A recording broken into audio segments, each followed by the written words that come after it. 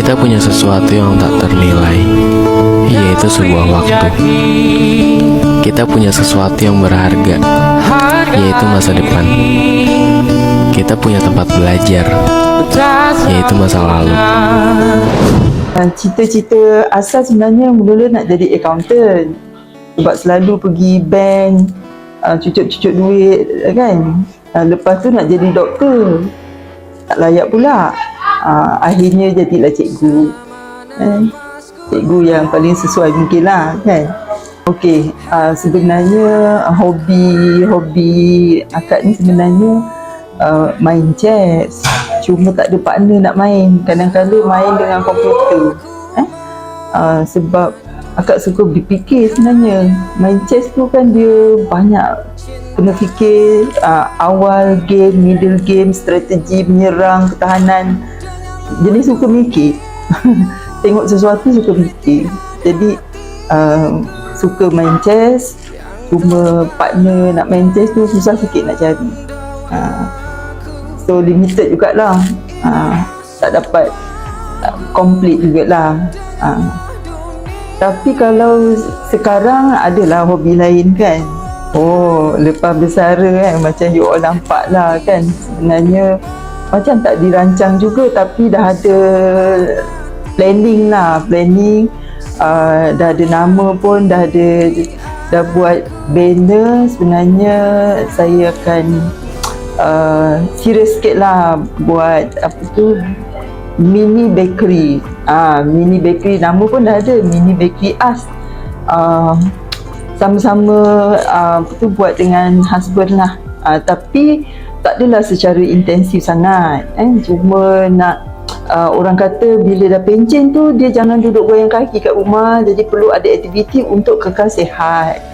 Sambil sorok juga rupanya bisnes.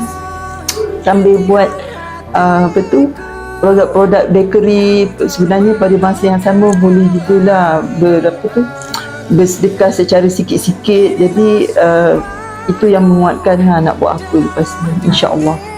Dulu sekolah rendah, saya sekolah dekat kampung, sekolah kebangsaan Seri Brolin. Lepas tu bergerak dekat banyak juga sekolah. Sekolah Tun Aminah 1 bulan lebih. Lepas tu pergi sekolah elit dekat Batu Pahat, IGS sampai Form 4, pindah masuk MRSM Seremban, pindah MRSM Kulim, kemudian masuklah ke UKM. Akhir sekali buat KPLI dekat Maktab Perguruan Nurul Ibrahim, JB, macam tu lah sampai jadi cikgu. Sebenarnya saya berasal dari Batu Pahat, dekat area apa tu, parit-parit tu kan, Pek Raja. Okey, saya ada 4 orang anak perempuan. Berkahwin, yang pertama tu macam you all kenal lah, Tuan Mazlan. Kemudian ditakdirkan berpisah dan Allah temukan jodoh tu dari langit pula. Jadi saya berkahwin semula dengan yang ada sekarang lah, Fahrul Razi, insya-Allah sehingga ke akhir hayat. Sebenarnya pencapaian saya banyak dengan LPM lah LPM, sebab bila saya bekerja dengan LPM dia ada KPI. KPI nak jadi pembina item SPM lama jugalah, lebih 10 tahun kan. Berhenti masa PKP. Kemudian dalam LPM tu memang target saya nak jadi alung kawasan. Ibarat macam tu lah kan, alung kawasan bahasa biasanya. Bahasa yang formalnya KTB. Jadi saya jaga kawasan selatan. Benda tu okeylah, dah nak pencen boleh lah sebut kan. Jadi yang itu dia memberi saya banyak kepuasan lah. Dia banyak ajar kita jadi manusia yang lebih sistematik, yang lebih prihatin. Itu kenangan yang secara tak langsung digunakan lah dalam kehidupan saya sebagai seorang guru dan pentadbir.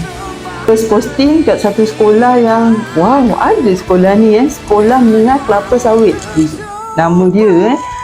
Kemudian saya pun ikut suami ke Sekolah Menengah Bandar Seri K Sarawak 3 tahun setengah. Kemudian balik dari Sarawak, pergi ke STEP 10 tahun. Kemudian saya minta pindah ke konvent. Daripada konvent naik pangkat jadi GKMP dekat STK. Kemudian dari STK pergi Jalan Kota jadi PK Petang. Kemudian pergi ke Seri Intan sebagai PK HEM, dan akhir sekali saya adalah kat sini sebagai PKP. Jadi sepanjang berkhidmatan kan, saya boleh cakap kenangan dekat konvent tu, sebab dia budaya, walaupun singkat tapi dia ada budaya baru yang boleh mengembalikan jiwa saya yang sebenarnya saya ni tak ganas, dia sebenarnya lemah lembut kan, sifat asal, tapi bila dah jadi cikgu sana sini dia jadi ganas sikit lah. So dekat konvent tu bagi saya kenangan yang manis, sebab saya dapat balik karakter saya, walaupun dalam uruskan menguruskan kerja-kerja sekolah tu, saya dapat kembalikan karakter tu sedikit demi sedikit. Jadi bagi saya itu yang manis dalam perkhidmatan lah.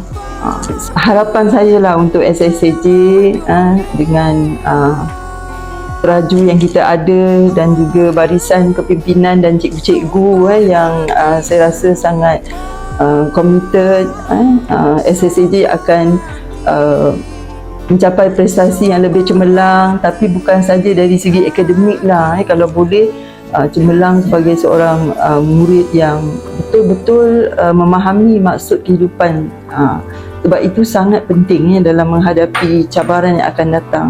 It's not just nak dapat A, nak lulus berapa, tapi nak jadikan SSJ ni satu tempat untuk setiap murid kan, setiap guru sebagai satu tempat untuk kita polish diri kita, mudah-mudahan menjadi lebih baik daripada hari sebelumnya, insya-Allah.